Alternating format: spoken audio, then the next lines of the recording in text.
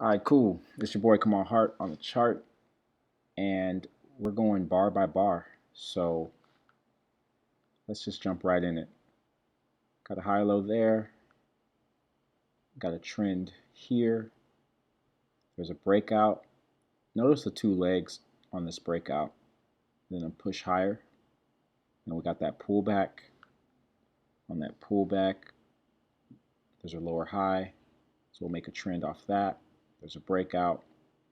And even on this breakout, look at this one. That's one leg, pulls back, and makes a second leg before it starts going down. So those two-legged moves, they kind of happen a lot.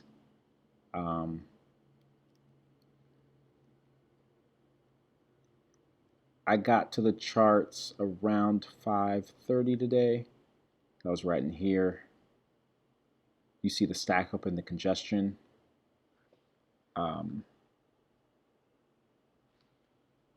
It's going to be a little trend off there.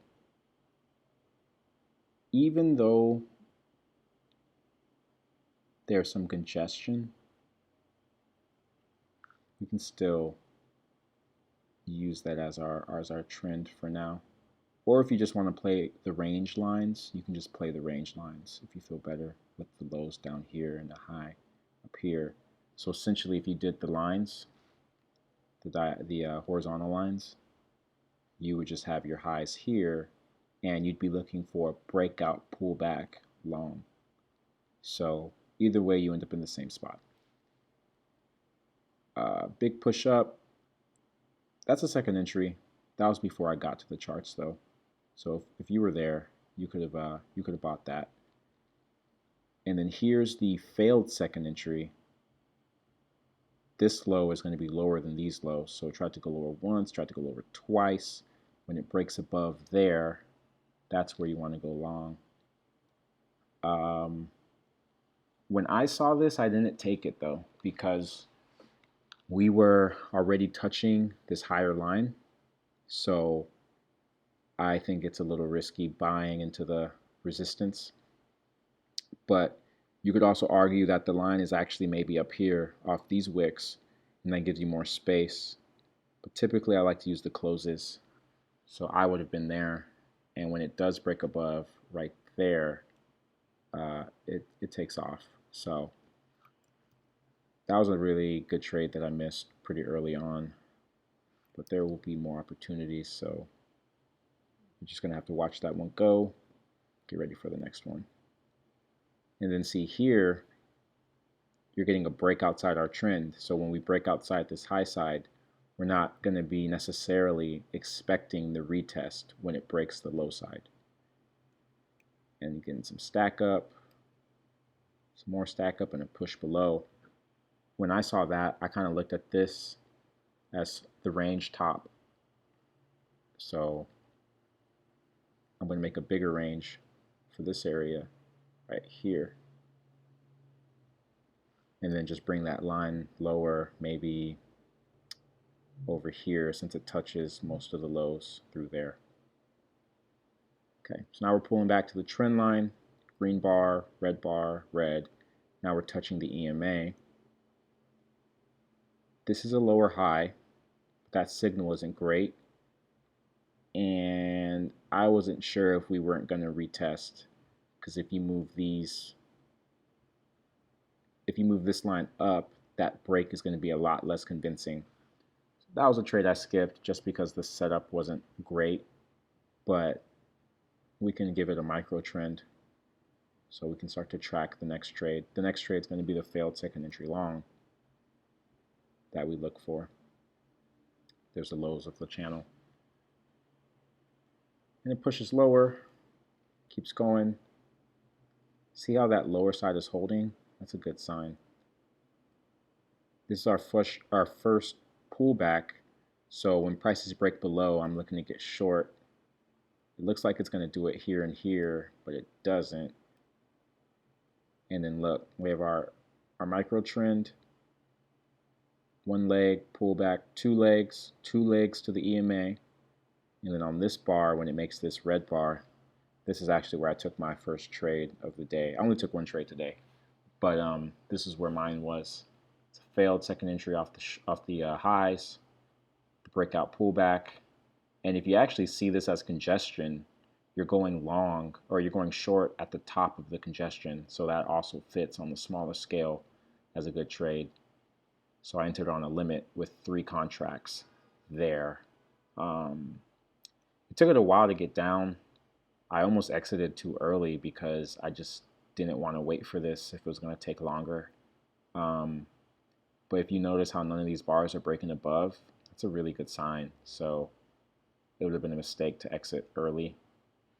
And that's where I got my first 2 contracts out with a 1-point scalp. And then 2 bars later, I got the 3rd contract out at the low of this range right there. Pretty straightforward. There's not too many other notes on this trade. It was just slow. But other than that, pretty much a textbook trade. Now that we're at the lows, though, let's look for a bounce. Usually we're going to bounce in between these areas, and we already had the break, move to a new low. Just as a reference, if you measure this leg and then bring it over, you get a target for this leg. So we're about halfway, but we're at the low of the range, and potentially the lows down here as well. We missed it by a tick. So we're not going to be aggressive on the shorts. We're going to try to follow the range rules. So you get a pull back, congestion on those 3 bars, breaks below, and see this little bar right there. That's the higher low. Go long there, and that's at the low of the range. That's a good sign. And that one goes on up. On this bar, we break above these swings. So let's give that a micro trend. And do that. Okay, so now we're going to wait on the failed second entry short. One thing I actually haven't mentioned in a while, but is something to note, is that when you're going long in the range, you need to make sure that all your longs happen before you get to that middle line. Once you get past the middle line, you need to be thinking about going short and very careful with going long. So we're at that middle line now. I'm still interested in going long because we have this smaller trend, but a rule of thumb says, on this side of the range, we're pretty much done going long. Just got to wait for it to reset and hopefully drop lower. Something to keep in mind. Stack up, breaks out, still moving up. Here's your pullback. So we're looking for that long. If you look here, you get a break and a move to a new high. And then here's that failed second entry short. This one isn't going to work, and there's 2 subtle clues that you would have seen. When that bar breaks above and then closes back inside the body of this bar, that's not a good sign for a failed second entry, because all these shorts, they should be trapped and exiting. So you prefer this to close strong, and especially that it made a double top. That's sketch. And then back to what we're saying about going long on the other side of the midline, that's also sketch. So that's like, and then if you really look at this bar is actually kind of big. So that's 3 sketch things to maybe 1 thing, which is it's technically a setup. When you see it close back inside, I'm thinking in my head that I need to scratch at my break even or scratch on a test of the highs. And then last resort is I need to tighten my stop all the way to 1 tick below so I don't give up any extra if it does fail. And you get the push up, you get out at the highs or break even, but you don't get the full scalp. And that thing reversed. But then sets up something also really interesting, because here when you get that failed second entry that fails, and then you get a pullback to the EMA with a strong signal bar, those are usually good trades. So I would scratch here, but re-enter here. And now you have space to the highs, so that's even better. And then if you look on the overall picture from this low, that's the third touch on this line. So that confirms a trend line that's happening right there. And then we move it to the highs. And then here, let's go ahead and measure this first move. That's leg one. And if prices continue higher, if they break above here, we're going to have a target up there for all the other contracts. And get that one, no problem. Here's the higher low, but the signal bar is bad. It's a strong trigger bar, but we already have a break outside of this trend. So let's wait for the failed second entry. And that one shoots off. You just got to let it go. But see that measured move? We came within one tick of that measured move, so that's pretty good. Here's the failed second entry short, but you would have had to go long right into this line. We're not built like that, so you got to let that one pass. You get a reversal bar off the new high, but we're not going short. We need to wait to get long. You get in the pullback. This is the first entry, a pullback, no shorts. And then here's a long setup, a second entry to the high. But the problem is that it's not touching the EMA or the trend line. But if you make a midline, it is kind of creeping on the midline. It's an inside trigger, so that makes it a little riskier. But if you're being aggressive, there's a trade right there, and technically it's a higher low off that. So there's like a couple reasons why you could go long there, and that one plays out pretty decent. And then now you're getting a pullback after a touch on the high side. It's nice. Look at that two-legged move. First leg, stall bar, second leg. First entry, pulls back. Here's the second entry, but it broke above, making this bar a signal bar, so that's not a good signal bar. It gets a little confusing to tell exactly what it's doing here. So here's a good place to just wait, since it's just kind of like unclear what exactly is going on. It pushes up, but that's okay. Here's the failed second entry, kind of like a breakout pullback. It's not touching any of the EMAs or anything, but if you go along there, it's a small bar. I'm pretty sure this one fails if you enter on a stop. And even if you enter on a limit, it kind of fails. I'm looking for a reason why you wouldn't have taken this trade, other than you've already taken a lot of great trades and you don't need any more. That'd be reason one. But this is, nothing's 100%. So this is just one of those scenarios where it doesn't work. I think the one good part about this is that this bar is so small that you don't risk much. I think the other thing actually that could have gotten you out, if you're really paying attention, is that if you look at these two bars, this bar is the same as this bar, and then since this bar opens and closes in the same spot, this bar is inside of this bar, making it congestion. So that's like a micro congestion area. So that's why it's no surprise that it broke out and then closed back in that same range.